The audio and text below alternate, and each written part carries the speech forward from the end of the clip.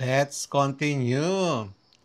MCQ number 3.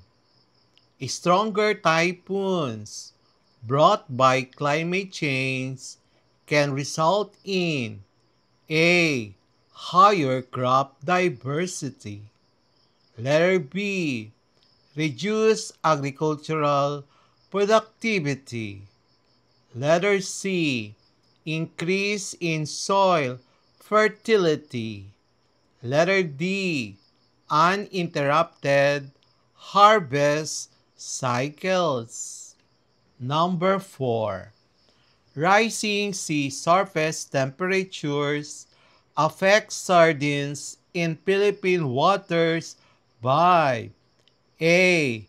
Keeping them in shallow coastal areas year-round. Letter B. Driving them to migrate earlier or to cooler waters. Letter C. Preventing them from reproducing. And letter D. Increasing their population indefinitely. Number 5. Mangroves help communities adapt to climate change because they A. Produce stronger winds to cool coasts. Letter B. Blackfish migration routes. Letter C. Absorb storm surges and protect coastlines. D. Reduce freshwater sup- supplies. Number 6. The spread of dengue due to climate change is linked to A. Reduced mosquito breeding in warm climates. Letter B. Expanded mosquito habitats in warmer and wetter conditions. Letter C. Decrease mosquito survival rates. Letter D. Decline in waterborne diseases. Number 7. Droughts impact rice and corn production by letter A. Increasing soil water content. Letter B. Enhancing photosynthesis. Letter C. Reducing soil mixture and crop yield. Expanding arable land. Number 8. Biodiversity loss from climate change threatens food security because it, letter A, improves pollination services. Letter B, reduces available species for food and agriculture. Letter C, creates more resilient crop varieties automatically. Letter D, ensures consistent fish supply. Number 9. Endemic species like the Philippine eagle are more vulnerable to climate change because letter A, they migrate easily to other countries. Letter B, they have a wide range of habitats. Letter C, their survival depends on limited ecosystems. And letter D, they adapt quickly to sudden environmental change. Number 10. Sea level rise threatens ecosystems by A. Submerging mangroves and wetlands. Letter B. Increasing mountain biodiversity. Letter C. Expanding desert ecosystems. Letter D. Strengthening coral reefs. Number 11. Forests mitigate climate change mainly by A. Emitting carbon dioxide. B. Acting as carbon sinks through absorption. Letter C. Increasing global temperature. Letter D. Blocking rainfall. Number 12. Climate change disrupts animal breeding cycles when A. Animals become less sensitive to seasonal cues. Letter B. Food availability no longer aligns with breeding seasons. Letter C. Animals breed continuously without rest. Letter D. Migration patterns remain unchanged. Number 13. Microorganisms thrive under climate change because A.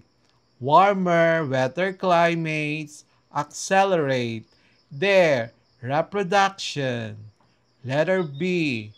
They avoid warmer regions. Letter C. They stop spreading illness diseases.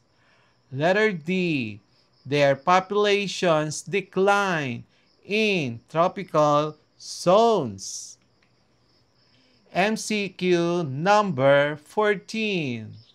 Harmful algal blooms increase with climate change due to A. Colder ocean waters, B. Warmer seas and nutrient runoff. Letter C. Reduce sunlight. D. Decrease in nutrient supply. MCQ number 15. Studying biological responses to climate change is important because it A. Helps predict and adapt to future impacts. Letter B. Eliminates the need for conservation. Letter C. Guarantees extinction of vulnerable species. Number 16. The destruction of coral reefs reduces fisherfolk livelihoods by A. Increasing fish breeding grounds. Letter B. Eliminating habitats for fish species. Letter C. Promoting seaweed farming. And letter D. Raising fish population growth. Number 17. One adaptation strategy for farmers to cope with unpredictable rainfall is A. Using drought and flood resistant crops. Letter B. Planting the same crops without changes. Letter C. Ignoring seasonal forecasts. Letter D. Expanding farmland into mangrove areas. MCQ number 18. EBA, ecosystem-based adaptation, strengthens resilience because it, letter A, restores natural ecosystems like mangroves and forests. Letter B, replaces ecosystems with man-made structures only. Letter C, reduces biodiversity intentionally. Letter D, focuses solely on industrial development. Number 19.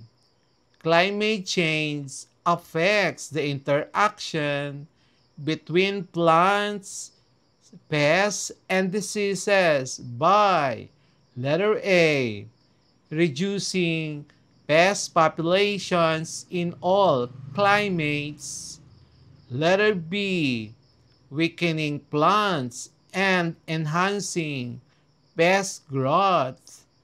Letter C, making plants resistant to all pathogens. Letter D, preventing pests from reproducing. Number 20, a community-based action that reduces climate change effects on biological systems is A, expanding coastal settlements into mangroves. Letter B, tree planting and mangrove rehabilitation projects. Letter C, encouraging open burning of waste. Letter D, hunting endemic species.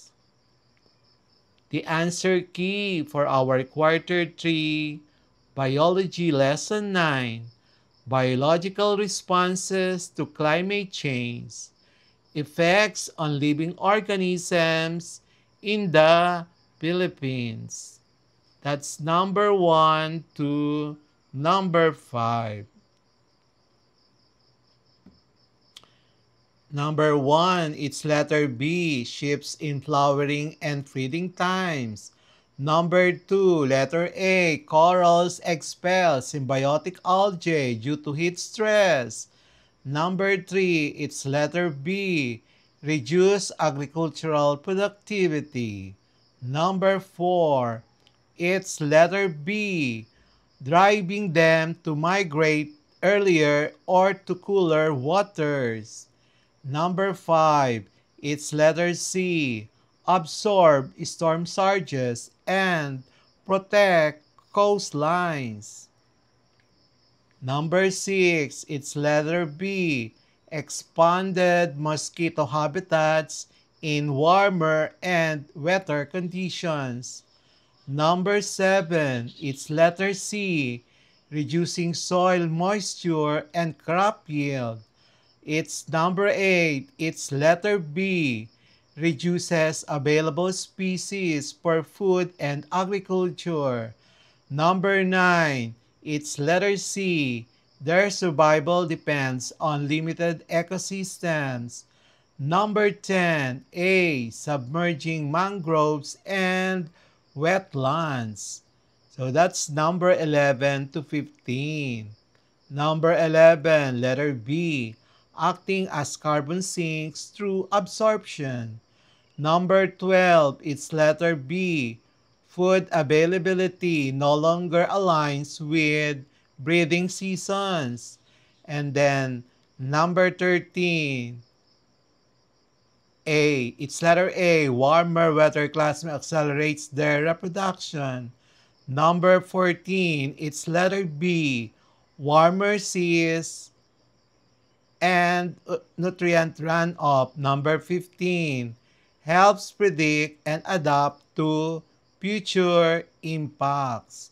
And that's the answer for number 16 to number 20. So, and that's it for today's lesson on Smile Road.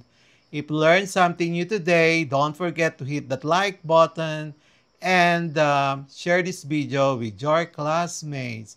Okay, see you in our next lesson. Bye-bye.